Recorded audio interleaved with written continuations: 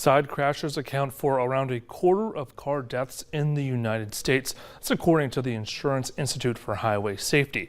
For the first time, the independent safety organization crash tested small cars with a newer, heavier barrier in order to determine how safe some models are in collisions with today's bigger and faster trucks and SUVs. Experts say the results surprised them. Naomi Ruckham has much more.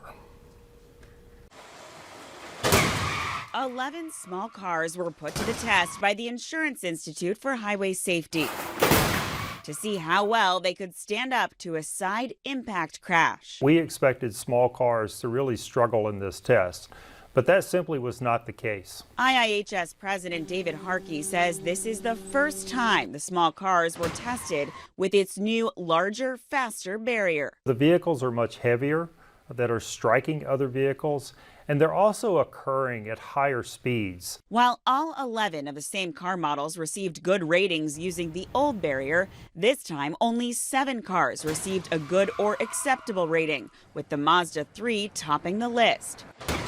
The Kia Forte and Subaru models were rated poor. Harkey says small cars performed better than some of the more popular SUV classes earlier this year in the same test. I would not hesitate to go purchase one of these vehicles. If they're willing to wait a couple years and see how these vehicles are performing, they can do that as well and have an even safer vehicle. IIHS scientists look at how well the structure of the vehicle stays intact, the potential for injuries to the passengers, and how well the side airbags work when determining ratings for tested cars.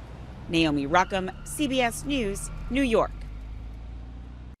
The Insurance Institute for Highway Safety also hands out safety awards. This year's picks were evaluated using the previous barrier. Starting next year, the newer, heavier barrier will be standard in testing and awards criteria. Well, the Federal Reserve continues to try to combat inflation, but some analysts say that things are improving. Consumers paid 7.7% more for items during the 12-month period that ended in October. According to the Consumer Price Index report released yesterday, it dropped slightly from 8.2% in September, and some economic officials say that this shows inflation is moving in the right direction.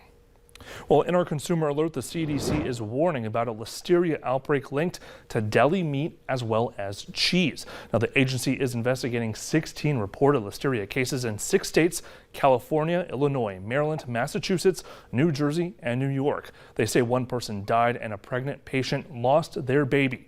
At least 13 others received treatments at hospitals. The agency says most of the sick people reported eating meat or cheese from deli counters, where open packages of spiced deli meat are often kept. And as cases of RSV, the flu, and COVID are increasing, so are concerns about treating secondary bacterial infections that children can develop that require antibiotics. Now, the FDA recently added amoxicillin oral powder to the drug shortages list, citing increased demand. Pharmacists use the powder to make the liquid type of the medication that's easier for kids to take. Pharmacy owners say that parents can call around to see what pharmacies have the drugs in stock, but the FDA says that it's working with approved manufacturers to help prevent more drug shortages.